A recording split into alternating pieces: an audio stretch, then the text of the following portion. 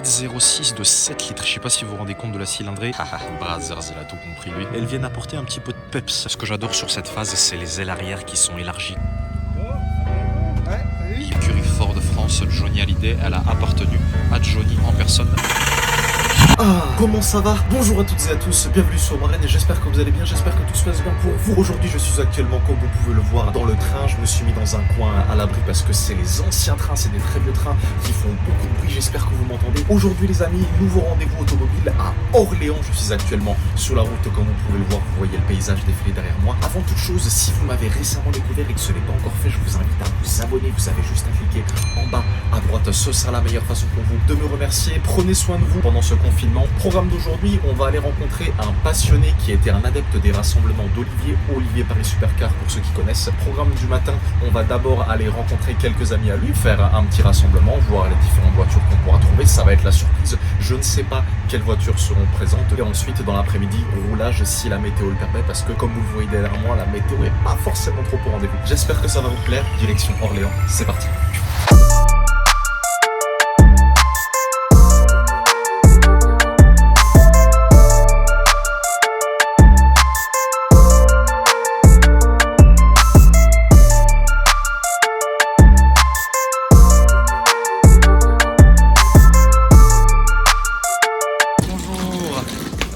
Comment ça va? Ça va bien? Ça va, à fond? Ouais. Bah, merci de venir me chercher en tout cas, c'est adorable. Hein. Après ici, maintenant c'est que dimanche, t'auras pas beaucoup de choses en fait. Ouais. Les transports, faut oublier qu'on est à Orléans. Ouais, y a pas de souci. Bon bah merci beaucoup en tout cas, hein, c'est adorable de m'avoir contacté sur Instagram et tout Écoute, ça. c'est vraiment le hasard, c'est un pote qui check YouTube en permanence. Ouais. Qui m'a envoyé ça, donc du coup. Ok. Ça marche. Voilà le carrosse. Voilà la bête. Regardez ça, oh là là, allez on y va, c'est parti. Yo, j'espère que vous allez bien arrivé à Orléans. Comme vous pouvez le constater, il y a déjà quelques voitures derrière moi. Petit rassemblement entre passionnés puisque du coup Jérôme est président d'un club. Bon, il vous dira ça quand on va filmer la vidéo tout à l'heure. Voilà le programme du matin, on va aller voir les voitures dans ce rassemblement. J'ai pas voulu tout de suite braquer la caméra quand je suis arrivé à la gare tout à l'heure. Voilà, c'était juste première rencontre tranquillement, on n'est pas obligé de mettre les écrans en avant tout de suite. On va aller voir les voitures de ce rassemblement, c'est parti. Voilà, donc c'est pas un rassemblement comme la place Vauban, hein. Là c'est vraiment ambiance très conviviale, franchement j'adore. On commence par cette ancienne Carrera, donc noire comme ceci, avec des freins acier perforés ventilés. Particularité de celle-ci, boîte manuelle 6 rapports, intérieur cuir, rappel du Carrera à l'arrière. Voici le 3/4 arrière. Ici on a une très belle Ford Mustang 5 litres, on commence à en voir assez souvent. De ce côté-là, on a une Mazda. La couleur est vraiment sympa, en cabriolet, qui est aussi en boîte manuelle. Celle-ci, intérieur des Mazda, franchement, vraiment pas mal. Hein. Mazda MX-5 cabriolet. Ils ont beaucoup retravaillé les Mazda, tant au niveau des jantes comme ceci qu'au niveau de l'intérieur. Très belle jante chromée. Ici, Carrera 996, si je dis pas de bêtises. Très belle couleur, bleu marine. Ça ressemble un petit peu au bleu Tour de France qu'on peut voir sur les Ferrari. Frein acier avec des étriers Porsche noirs et rappel du Porsche au niveau des écrous. Regardez cet intérieur. Intérieur gris, un petit peu terne. Dommage. Boîte manuelle 5 rapports, celle-ci. Dommage que l'intérieur soit gris, ça aurait été un petit peu mieux d'avoir un intérieur qui ressorte un petit peu mieux. Carrera 2, comme c'est indiqué ici. Voici le 3/4 arrière de cette Porsche. Ce que j'adore sur cette phase, c'est les ailes arrière qui sont élargies comme ceci là. Je trouve ça absolument magnifique. Et ici, on a l'aération, puisque sur cette phase-là, si je ne dis pas de bêtises, le moteur est derrière les roues arrière. Ça, c'est vraiment original. C'est une Audi S4 qui a été du coup préparée. Donc, on est sur un V6, mais je ne saurais pas vous dire. Donc, c'est du turbo, bien évidemment. On va retrouver des jantes avec les doubles bâtons comme ceci, frein acier étrier rouge. À l'arrière, vous allez retrouver un béquet en noir. Voici l'arrière de cette Audi S4 et par contre, elle a une ligne Miltech. Elle fait un bruit, celle-ci, elle ronronne vraiment très très bien. Vous avez le rappel à ce niveau-là du S4 avec le Miltech Sport et les 4 anneaux Audi qui ont été peints en noir. Pareil, rappel du Miltech ici à ce niveau-là. Le look de la voiture est vraiment très joli, regardez ça, j'aime beaucoup. Les vitres ont été teintées, les rétroviseurs ont été mis en carbone. Là, vous avez le rappel du V6 turbo sur le côté. Haha, Brazzers, il a tout compris lui. Regardez ce que ça donne au niveau de l'avant. Donc pareil, là, on a une ailette en carbone qui a été rajoutée dans le but de ne pas alourdir la voiture. Et aussi un spoiler avant comme ceci qui a été rajouté. Regardez ce 3/4 avant.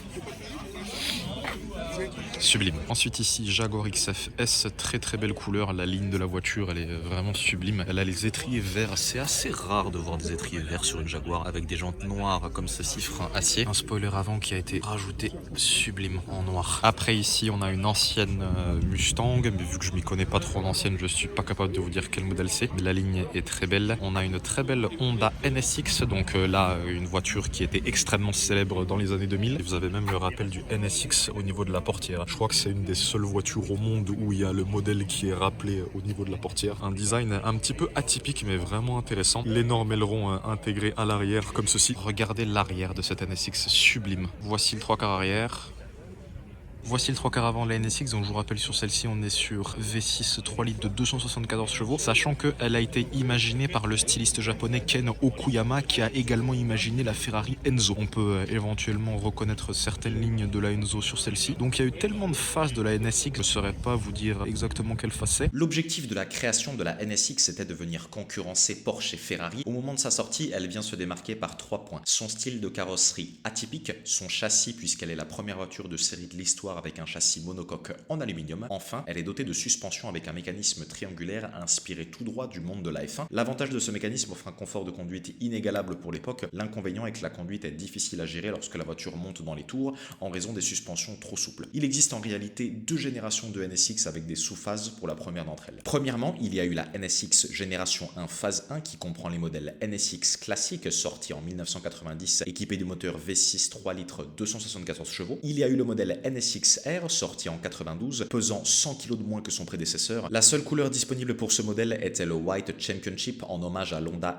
RA 272 avec laquelle Richie Grinter remporta le Grand Prix du Mexique en 65 et signa la première victoire d'une Honda en Formule 1. Il y a eu le modèle NSX T sorti en 95, T pour Targa qui est le premier modèle cabriolet de la NSX. Ce toit ouvrant type Targa sera de série aux États-Unis mais en option en Europe et au Japon. Deuxièmement, il y a eu la NSX génération 1 phase 2 qui comprend les modèles NSX GH sorti en 1997, équipé d'un nouveau moteur V6 3 litres 2, 294 chevaux, soit 20 chevaux de plus que la première phase, et d'une toute nouvelle boîte de vitesse à 6 rapports. Il y a eu le modèle NSX type S sorti en 97. La particularité de ce modèle est que le toit est pour la première fois de la même couleur que la carrosserie. Les suspensions ont également été raffermies et le modèle est 51 kg plus léger que la NSX GH. Il y a eu le modèle NSX type S0 sorti en 97, 96 kg plus léger que la NSX GH grâce notamment à la suppression de la climatisation, des airbags, de l'anti-patinage, de la radio et équipé de vitres plus fines. Il y a eu le modèle NSX Alex Zanardi Edition sorti en 99, uniquement disponible aux États-Unis en hommage au pilote Alessandro Zanardi. Troisièmement, il y a eu la NSX Génération 1 phase 3 qui comprend les modèles NSX LA sorti en 99 avec une carrosserie complètement retravaillée dont l'apparition de nouveaux feux notamment. Il y a eu le modèle NSX type S sorti en 2001. Pas de grande différence avec la NSX LA si ce n'est l'apparition de sièges baquets carbone et un volant à 3 branches. Il y a eu le modèle NSX R sorti en 2002, plus lourde que son prédécesseur malgré l'utilisation massive de carbone. Sa carrosserie a en revanche été entièrement retravaillée pour une destination de circuit avec 30% d'appui aérodynamique supplémentaire par rapport au NSX LA. Il y a eu le modèle NSX R GT sorti en 2005 et qui est le modèle le plus rare et le plus cher de l'histoire de la marque. 5 exemplaires ont été produits dans le monde au prix de 375 000 € pièce. Enfin, il y a eu la NSX Génération 2 sortie en 2015, équipée d'un tout nouveau moteur V6 3 litres 5 biturbo de 581 chevaux et d'une boîte automatique à 9 rapports dont le design a bien évidemment été entièrement retravaillé. Voilà pour cette petite page d'histoire. Celle-ci est vraiment très belle, j'aime beaucoup. Regardez les jantes chromées, regardez ça avec le rappel du Bellini au niveau des écrous comme ceci. Frein acier avec des étriers gris, elle est vraiment sublime. Très très belle couleur, il n'y a pas un pet. Là on a une prise d'air pour venir refroidir le moteur qui se situe en position centrale arrière, si je dis pas de bêtises, ou alors peut-être que je me trompe parce que là j'ai un doute du coup. Le fait de voir la prise d'air comme ceci. Allez on continue. Ici on a une sublime Corvette C6 Z06 avec une cylindrée de pas moins de 7 litres qui développe 505 chevaux et 655 Nm de couple. C'est énorme pour une voiture de cette époque. La particularité de celle-ci, c'est qu'elle est uniquement disponible en boîte manuelle. Giallo Modena, comme ceci, enfin je dis Giallo Modena, ça ressemble au Giallo Modena. On a les feux translucides, comme ceci, j'adore là, avec les clignotants et les phares avant. Le rappel du logo Corvette ici à ce niveau-là avec la fleur de lys. Ce mythique capot avant là qu'on va retrouver ensuite sur tous les modèles Corvette. On a des jantes à double rayon avec des freins acier perforé ventilé, le rappel du Corvette au niveau des écrous étrié rouge. Rappel du Z06 sur le côté, vous avez vu, il y a même marqué 505 horsepower, 505 chevaux sur celle-ci. L'intérieur, elle est sublime. Intérieur cuir Z06 de 7 litres. Je sais pas si vous vous rendez compte de la cylindrée. Et on a les 4 échappements derrière. Est-ce qu'il a changé les échappements? J'ai l'impression que oui. Échappement bord là. Vous avez cette arrière très caractéristique des Corvettes comme ceci avec les 4 feux à l'arrière. Elle est vraiment sublime. Ça, j'aimerais bien essayer franchement. Ici, on a une Chevelle grise avec des bandes noires. Regardez au niveau de la plaque d'immatriculation, il y a même marqué California comme ceci. Vraiment typée américaine. Regardez ça, l'intérieur. On a l'impression d'être dans le canapé d'un salon avec même le rappel du Plymouth au niveau du volant. Regardez ça. Incroyable. Les rétroviseurs ici, spécial de luxe. Les roues de l'époque avec les traces blanches autour comme ceci, c'est vraiment sublime. Là, on a très ancienne, récente.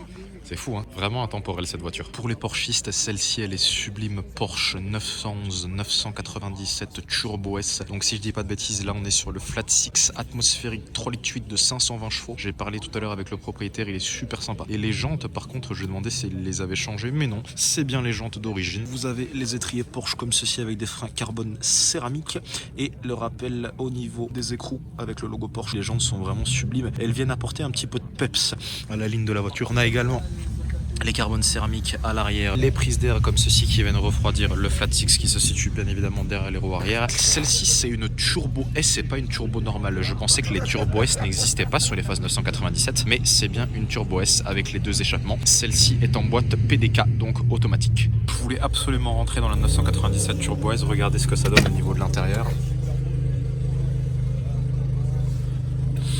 Voici l'intérieur, oh là là, ça sent encore le cuir et tout, c'est incroyable. Cuir encore tout neuf, siège électrique ici, rappel du Turbo S sur du plaqué argenté. On va retrouver du cuir au niveau de la portière avec de la mousse ici à ce niveau-là. Ça donne envie de sauter dedans et de la faire monter dans les tours, je crois que vous êtes tous d'accord avec moi. Frein à main mécanique avec la boîte PDK, appui-tête siglé Porsche. Et regardez jusqu'où ça va, il y a même le rappel du Turbo S entre les sièges. Après ici, Renault Alpine A310, elle est de 1982, elle aura 40 ans l'année prochaine. Le propriétaire l'a extrêmement bien entretenu, il a refait la peinture, il a refait la sellerie, etc. Les jantes en alliage comme ceci. Il y a même un aileron, bon il est en plastique mais c'est quand même un aileron. Ici on a une sublime i8 Roadster, assez intemporelle. Roadster sur le côté ici à ce niveau là. Voilà, et regardez l'intérieur de la i8 Roadster, donc c'est les nouveaux intérieurs BMW, hein, on reconnaît au niveau du volant. Il y a même du carbone également. La sellerie est en cuir marron clair. Voici l'arrière de la i8 Roadster, sublime. Les jantes de la i8 comme ceci, donc elle a des freins acier perforés ventilés avec des étriers noirs.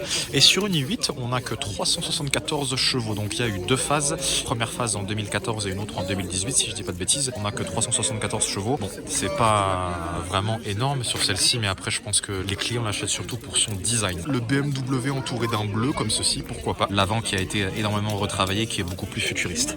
Porsche 718 Spider, Flat Six 4 litres, 420 chevaux sur celle-ci. Donc en fait, c'est le Flat Six des 911 Carrera, le Flat Six du coup 3 litres qu'ils ont ensuite retravaillé. On va retrouver des jantes grises mat avec des freins acier perforés ventilés et des étriers noirs avec le rappel du Spider en argenté. Regardez l'intérieur de cette 718 Spider. Vous allez retrouver du cuir au niveau de la portière surpiqué jaune, Alcantara ici à ce niveau-là, les poignées comme ceci dans le but d'alléger la voiture, rappel du Spider sur du plaqué argenté à ce niveau-là. Le jaune, il est vraiment sublime. On a les contours en jaune également avec le rappel du Spider. Et voici la boîte manuelle 6 rapports comme ceci. Rappel du Porsche au niveau de la coudoir. i8 qui est sur le départ. Les sièges peuvent quasiment pas se reculer, hein, malheureusement. Rappel du Spider au niveau des appuis-têtes, centre du siège en cuir. Ici, on va retrouver l'Alcantara. Alcantara également au niveau du volant. La sensation est vraiment superbe. Avec le démarrage à gauche. Alors pourquoi à gauche sur les Porsche? À l'époque, dans les courses automobiles, il fallait passer la première vitesse sans perte de temps. Du coup, les pilotes pouvaient passer la première vitesse avec la main droite et allumer la voiture avec la main gauche. C'est pour ça que les Porsche sont en démarrage à gauche. La i8 Roadster sur le départ.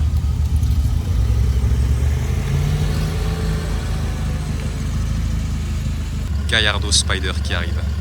Et ici on a une Ford GT, alors je ne serais pas capable de vous dire dans quelle année on est, mais elle a personnellement appartenu à Johnny Hallyday. Écurie Ford France, Johnny Hallyday, elle a appartenu à Johnny en personne. La seule voiture que je sais que Johnny a possédée, ça a été la Lamborghini Miura, qui détruisit seulement 1 mois plus tard après l'avoir reçue. C'est ce que je vous avais dit quand j'avais fait la vidéo sur Ferruccio Lamborghini. Donc c'est une Mustang, hein, une ancienne Mustang celle-ci, avec 2 doubles sorties de chaque côté. Voilà ce que ça donne sur cette Mustang. On a la Corvette C6 Z06 sur le départ et regardez cet intérieur. avec un volant en bois incroyable.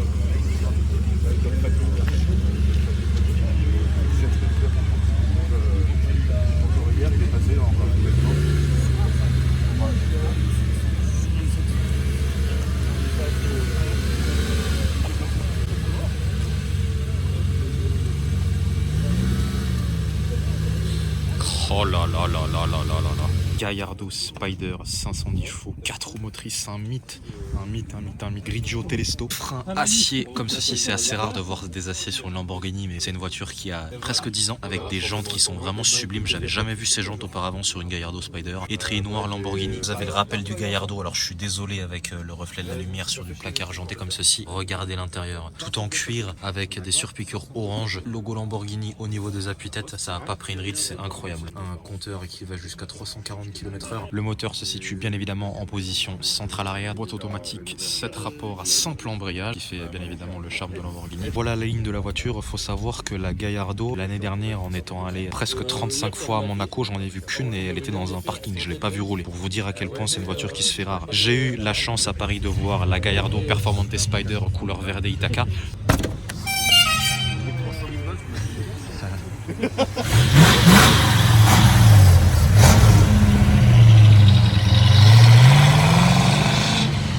Voici ce que ça donne l'intérieur côté passager. J'adore quand il y a marqué le Lamborghini comme ceci là sur le tableau de bord. Voici à quoi ressemble la console d'une Lamborghini de cette époque. Donc vous avez vu les vitres, les feux de brouillard, les feux de détresse, ouverture de la trappe à essence, mode sport, ABS, anti-blocage des roues, frein à main mécanique. On met la clé juste en dessous et la marche arrière en fait elle est à gauche du volant, juste derrière. Oh là là, rien que de la toucher, ça me donne des sensations. Les portières sont en cuir. Vous avez vu, la portière est assez épaisse quand même. Portière en cuir, une voiture qui est relativement accessible aujourd'hui en moins de 100 000 €.